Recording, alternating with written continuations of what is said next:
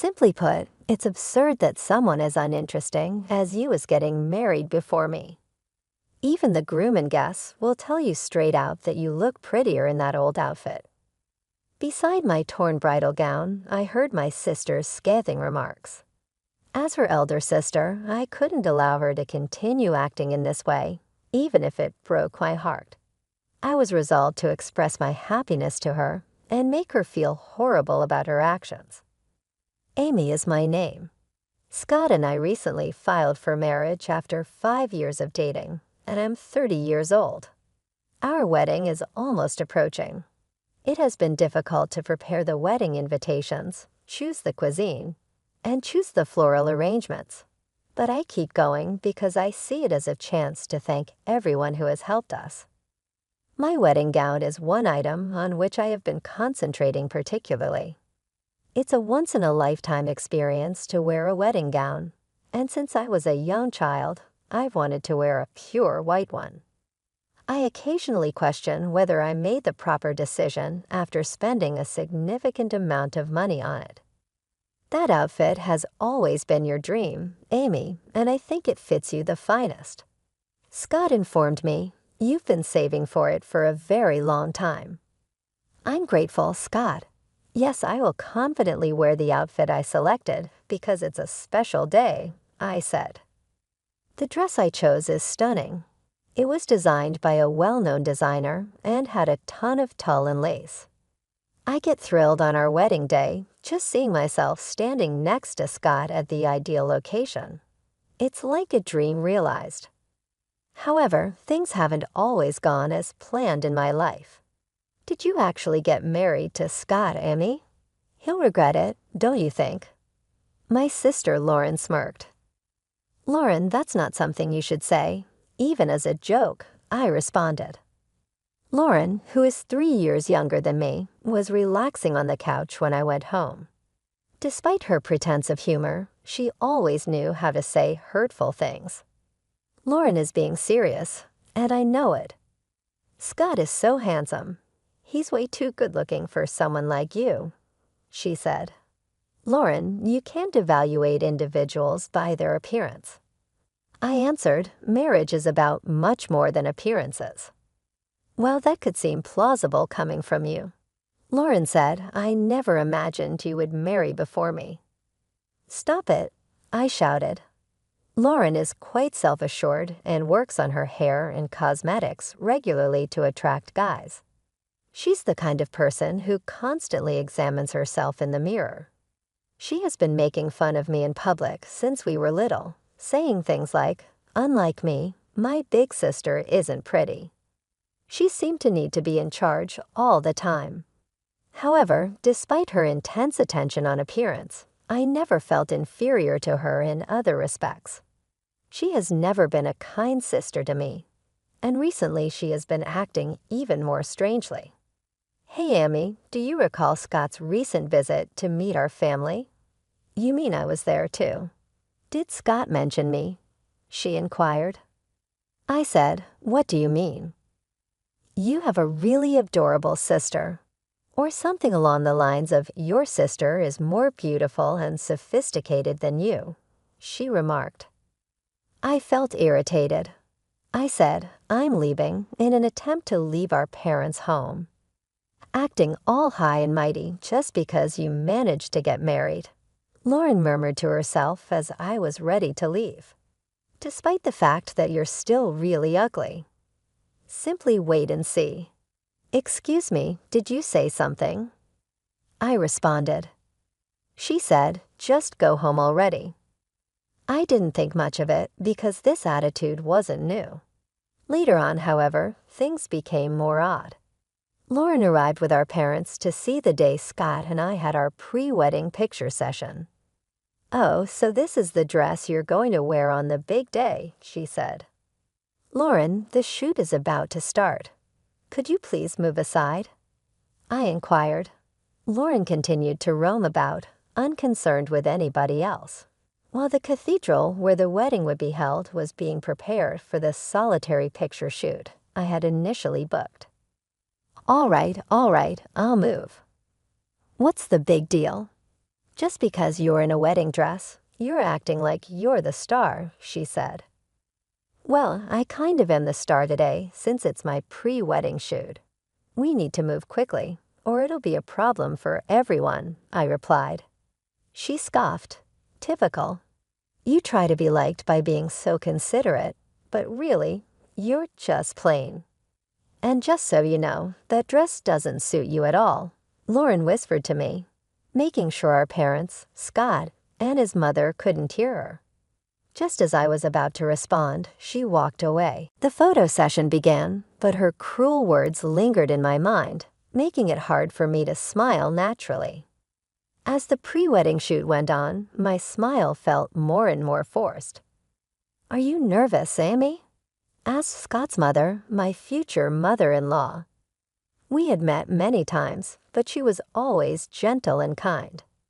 "I'm just having a little trouble smiling," I said. "Sorry to keep you waiting." "It's okay, you look beautiful in that dress. Take your time with the photos. You deserve to be admired for as long as possible," she reassured me. Her kind words helped for a moment, but Lauren soon ruined the mood again. "Are you going to make trouble for your in-laws? I feel sorry for them having such an incompetent daughter-in-law. Who would want someone like you?" Lauren said with a smirk. "Lauren, please stop," I responded, trying to stay calm. At that moment, my future mother-in-law stepped in. She smiled warmly and said, "It's so nice of you to come and support your sister, but this is Amy and my son's special day. Please give them some space." She gently took Lauren by the hand and led her to the corner of the venue. As the shoot continued, Lauren stood there with a sour look on her face, clicking her tongue in frustration, making the atmosphere tense. "Maybe your sister feels like I've stolen you from her," Scott joked, trying to lighten the mood. "I'm so sorry," I apologized, feeling the weight of Lauren's presence even more. It made the day feel exhausting, but eventually the shoot was done, and I started feeling more prepared for the big day. There's no such thing as being too prepared for one of the most important days of your life. As my wedding day approached, I double-checked everything to make sure it was perfect. Scott and I traveled from our new home to the venue, and when we arrived, we went to separate dressing rooms to get ready. Soon, the moment I had been dreaming of for so long would finally come. I would wear the wedding dress I had always imagined and vow eternal love to Scott. A childhood dream was about to become real. I felt a mix of nervousness and pure joy as I approached the door to the bridal dressing room. Just as I was about to open the door, it swung open from the inside. To my surprise, it was Lauren who stepped out, closing her bag with a smug look on her face. "Lauren, what are you doing here?" I asked, confused. "Oops, I mistook it for the bathroom," she said, smirking. "Is this really the bride's dressing room? It's so shabby, but I guess it suits you." With those cruel words, Lauren quickly left. It was strange for her to be here so early, and I couldn't help but feel uneasy about her odd behavior. I walked into the bridal dressing room and was shocked by what I saw. The room, which had been elegantly decorated to create a calm and peaceful atmosphere, now showed a terrible scene. My wedding dress, the one I had dreamed of, was hanging there, completely slashed and ruined. "What is this?" I exclaimed. The dress with its beautiful lace details was supposed to be mine. I stood frozen in front of the destroyed dress, unable to believe what I was seeing. Just then, the makeup and wardrobe staff came into the room. They saw me standing still, staring at the mess, and couldn't hide their shock. I asked them if anyone had been in the room, and they told me that my sister Lauren had asked them to leave, saying she was setting up a surprise for me. Could Lauren have done this? Why would she ruin my dress like this? As much as I didn't want to believe it, everything pointed to her being the one who did it. Her strange behavior ever since I got engaged and the way she had glared at me during the pre-wedding shoot made me even more suspicious. With shaky hands, I pulled out my phone and called Lauren. She answered right away. "What do you want?" Lauren asked. Trying to hold back my tears, I asked her directly, "Lauren, can you tell me what you were doing in my dressing room earlier?" "What? Didn't I tell you I mistook it for the bathroom?" "Have you already forgotten, or are you really that dumb?" She replied. "That's a lie. You ruined my wedding dress, didn't you?" I confronted her, my emotions rising. Lauren laughed. "What? Something wrong with the dress? It's pretty awful that you'd suspect me. Maybe it's just karma for your bad attitude. You sound like you're enjoying this. That just proves you did it. Why did you destroy my dress?" I demanded, my voice filled with anger. "Oh, what a hassle," Lauren said, sounding bored. "Do you have any proof that I did it? And honestly, isn't it weird that someone as plain as you is getting married before me? You probably look better in that torn-up dress anyway. Even the groom and the guests would agree with that." Lauren hung up the phone. I stood there, staring at the dress in front of me. It was beyond repair. The staff who had left the room earlier at Lauren's request kept apologizing over and over. But no matter how many times they said sorry, the dress couldn't be fixed. I kept telling them, "It's okay." But inside, I wasn't sure if anything was okay at all. I thought I wouldn't be able to go through with the ceremony. In the middle of all this stress and sadness, there was a gentle knock on the door of the bridal dressing room. "Amy, how's the preparation going?" my mother-in-law asked as she stepped in. She was bringing some refreshments for the staff, but the moment she saw the ruined dress, her face turned serious. "What happened to the dress?" she asked, shocked. I started to explain. "The truth is my sister." My mother-in-law listened quietly and nodded. "I see," she said. "But it's a good thing we prepared a backup dress just in case." "Backup dress? What do you mean?" I asked, confused. "I have a suggestion," she said, her usual calm tone replaced by a more serious expression. She laid out a plan. If I supported her idea, she promised to help make everything perfect. Thanks to her strategy, I found the strength to move forward with the wedding I had almost considered canceling. "Just watch, Lauren," I thought to myself. "I'll show you how happy and radiant I can be." Seeing my renewed energy, the staff got even more excited and worked hard to make everything perfect. My emotions were different from how I had felt that morning. I was now ready to face the wedding head-on.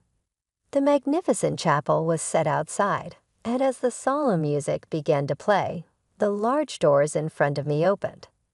My father was waiting there, and the aisle stretched out before us, leading to the altar where Scott stood waiting for me as I walked down the aisle with my father. I heard guests gasp in surprise. My father had tears in his eyes, and Scott, who didn't know what had happened with the dress, looked surprised as well. With my veil still on, I stole a glance at Scott's face, then quickly looked at the family seats. There was Lauren, expecting me to show up in a torn or badly prepared dress. Her expression was priceless. Her mouth was wide open in shock, and she couldn't move.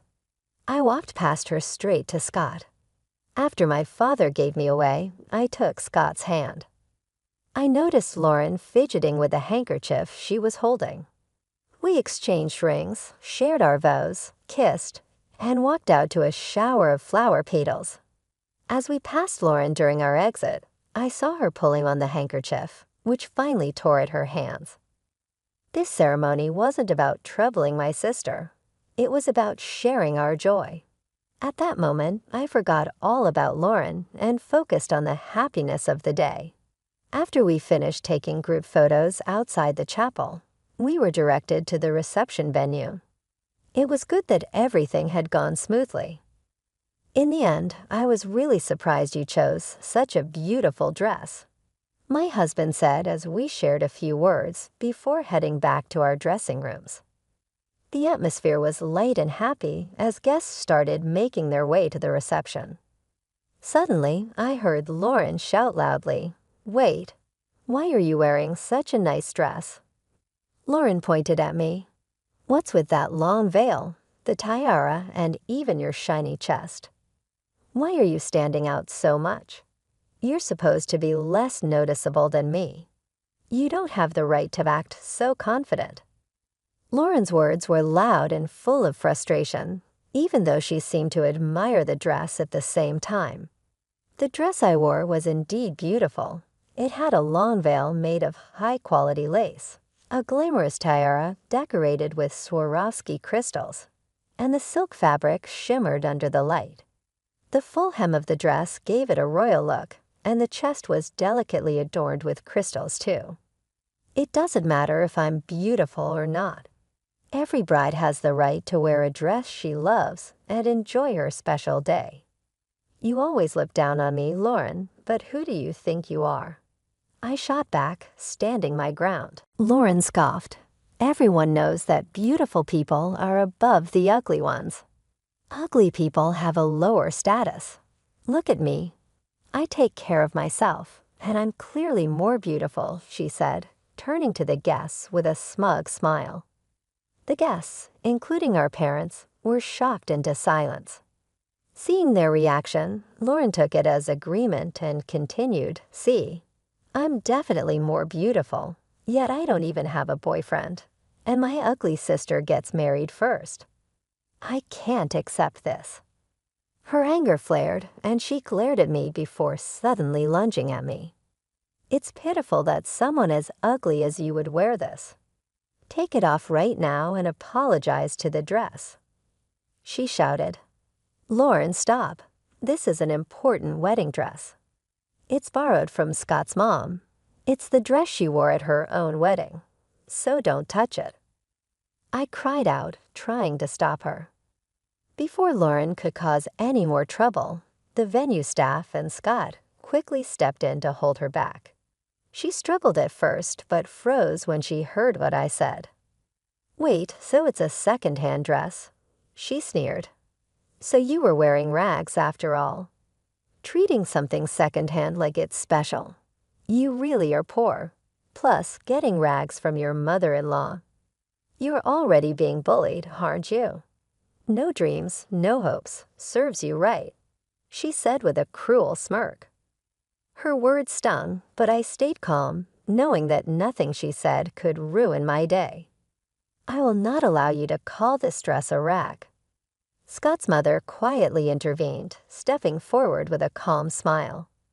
"This dress is a haute couture piece, custom-made. It originally cost $500,000. $500,000? Lauren exclaimed, shocked. "The price of silk and Swarovski crystals has gone up since then, so it's likely worth even more now," Scott's mother continued.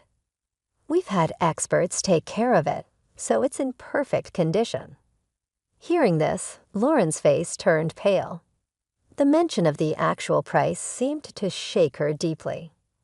"Why would you give such an expensive dress to my sister?" Lauren stammered. "Because Amy is kind and will make a wonderful bride," Scott's mother said gently. "It brings me great joy to know that my treasured wedding dress is being worn by my dear daughter-in-law. That's not the point.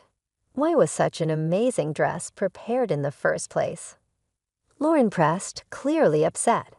She had probably assumed there was no backup dress when she ruined the original one. Scott's mother smiled slightly at Lauren and said, "Lauren, I noticed how you glared at Amy during the pre-wedding shoot, even after I asked you to give her space. I saw you looking at that dress on your phone and had a feeling you might try something." "I thought you were just an old lady," Lauren muttered under her breath. "Yes, but our family is well off, and we're very sensitive to other people's intentions," Scott's mother replied smoothly. That comment seemed to hit Lauren hard. "Wait, you're wealthy. So Scott is rich too. He's rich and handsome. Then why did he choose my sister?" Lauren shouted, growing more confused and frustrated. Why did I marry Amy? Scott said, joining the conversation with a shy smile. I was planning to talk about it in my speech at the reception. He turned to Lauren, who was now red with frustration. When I first went out with Amy, she suggested we split the bill. I was surprised. It was the first time anyone had ever suggested that she even wanted to split the cost of our apartment rent and the wedding expenses. What going Dutch? I don't get it. If Scott is rich, he should pay for everything. Amy, you should let a man take care of you. That's why you're a flawed woman, Lauren criticized. Scott shook his head. That's exactly it. Every woman I've dated saw me as just a wallet, but Amy didn't. She's truly independent, and I realized I didn't want to be with anyone else but her. He then continued speaking about other reasons why he loved me, standing firm in his words. Lauren clicked her tongue in frustration, clearly unhappy with the answer she had received. I can't listen to this. It's boring, and I'm not interested in a reception where my plain sister is the star. Maybe I should just go home, Lauren said, venting her frustration. Then, as usual, she lost her motivation and relaxed her shoulders. This was typical of her. Either she'd cause a scene until she got what she wanted, or until she got bored. As her sister, I had always tolerated her behavior, but it was clear her personality hadn't improved as she grew older. I realized it was time to teach her a final lesson. Grabbing her arm to stop her as she yawned, I said, "This is a good time to tell you you'll have to pay for the dress you ruined." Lauren gasped and then laughed smugly. Me ruin the dress? There's no proof. Why don't you save your bedtime stories for when you're asleep? She shrugged off my hand and chuckled, clearly pleased with herself for ruining my chosen dress. But I stayed calm. It was time to show her what happens when someone tries to destroy another's happiness. Seeing how satisfied she looked, I smiled and said, "Unfortunately for you, everything was recorded on the surveillance cameras. I had them installed in the bridal dressing room. I'm even thinking about filing a criminal complaint for property damage. I hate the idea of having a criminal in the family on my wedding day." Lauren's smile disappeared instantly, replaced by shock and panic. "What? You have cameras? Since when do weddings have that? It's not an option at every wedding." I replied, I had them installed just for today, and they'll be removed tomorrow. How can you just install and remove things on your own? That's ridiculous, Lauren said, still in disbelief. This venue is the wedding venue I own, I explained. What? You're the owner? I thought you were just a plain office worker, she exclaimed, her shock growing. Plain or not, it's true. I was an office worker until recently, I continued, but my passion for wedding dresses and weddings grew, and I decided to open my own wedding venue. It wasn't just my savings that made it possible. Scott's mother, who is also an investor, supported me, helping me create a wedding venue for brides. This place, it's the one I manage. Lauren's face twisted with disbelief. No way. I've never heard anything like this from Mom or Dad. I asked them to keep it a secret from you. I figured you'd think it was ridiculous for someone with my ugly appearance to run a company, I said. As Lauren listened, her expression softened. I could see the struggle in her mind as she tried to process everything I had just revealed. I have a lot of wealthy relatives, I mentioned. Lauren's eyes lit up. Oh, then you can introduce me to a rich man, right? Yay, she exclaimed, clearly missing the point. Lauren, do you really think we can continue as sisters after this? You tore up a dress that was special to me. I never want to see your face again, I said, my anger simmering. What? Why are you saying that? It was just a little prank. I already said I'm sorry, didn't I? Lauren's apology felt empty, and she acted like it didn't matter. Her careless attitude pushed me over the edge. A little prank. You think ruining something important to me is just a joke. I will never forgive you for this. It's good I have this beautiful dress from Scott's mom, but the one you destroyed was also precious to me. I'm definitely going to ask for compensation. Compensation? Are you serious? How much does a wedding dress even cost? I don't have any real savings. Lauren panicked. If you don't pay, I'll report it to the police. Did you really think you could bully your ugly, plain sister all your life and get away with it? That's no joke, Lauren. Grow up, I said firmly. My words hit her hard, and she collapsed into a chair, powerless. Our parents, who had been quietly watching, started crying. Their tears were different from the joyful ones they shed during the ceremony. Lauren's selfish actions had hurt them deeply, and I realized just how much sadness she had caused them. Amy is truly amazing. She's the kind of entrepreneur I'm proud to support. I'm lucky she wore my wedding dress and that I invested in her business, Scott's mother said warmly. Mom, that's my line. Please don't say that before I do. Scott joked with a smile. Watching Scott and his mom talk so casually, I felt a wave of relief. After sending Lauren home, we returned to the reception, which continued warmly despite the earlier drama. It ended up being the best wedding for me because I was able to strengthen my bond with Scott's family. After the wedding, our parents were furious with Lauren. They apologized to me for being too easy on her for so long and strongly condemned her actions. Our parents kicked Lauren out of the house. She rented a little apartment close to our parents' house since she was unable to shift jobs to pay for the outfit she destroyed.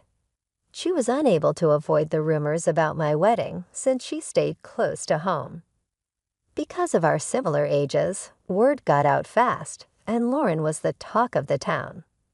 She was so angry that she moved out of state because her former pals would always shun her when she tried to get back in touch with them.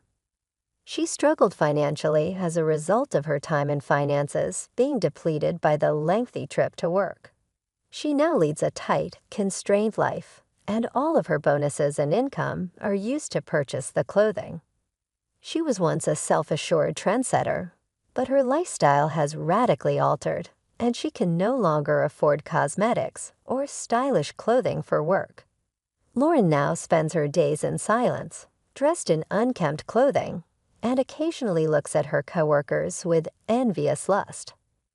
Social media is her sole means of escape, but more people are turning away from her depressing messages. Scott and I are contentedly enjoying our marriage in the interim. He keeps himself occupied at work, and after my mother-in-law's advice, I've begun creating distinctive bridal gowns at our location.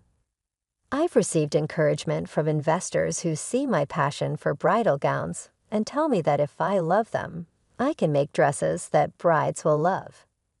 Even if it's a novel and difficult effort, creating the ideal garment with exquisite lace, silk, and tulle brings a unique thrill.